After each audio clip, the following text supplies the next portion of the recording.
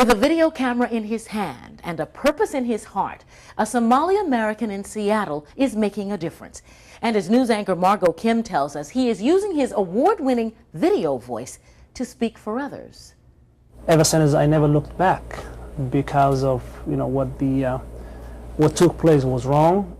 29-year-old Mahdy Maaweel says he was inspired by injustice. His documentary on the November 2001 federal raid at the Maka Mini Mart and Barakat wire transfer in Seattle's Rainier Valley has earned him awards and appearances all over the country. Mahdy recorded what he calls the government's heavy-handed but secretive power and a community's call to action. I came to America to achieve the high dream, the American dream.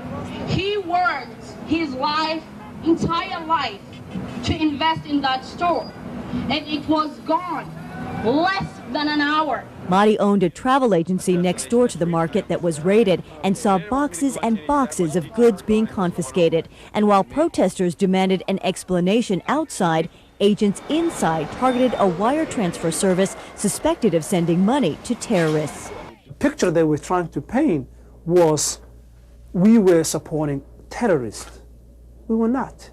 We can hardly support ourselves here in America. Months later, no charges were ever filed, and some of the goods were returned, but the businesses lost so much more in the all-out war on terrorism. September 11th, everybody transformed. So I had to, personally come out and talk about what our beliefs are. You see, who we are and what kind of places that we came from. We denounce, terrorism. Islam has got nothing to do with terrorism. That message is Mahdy's mission.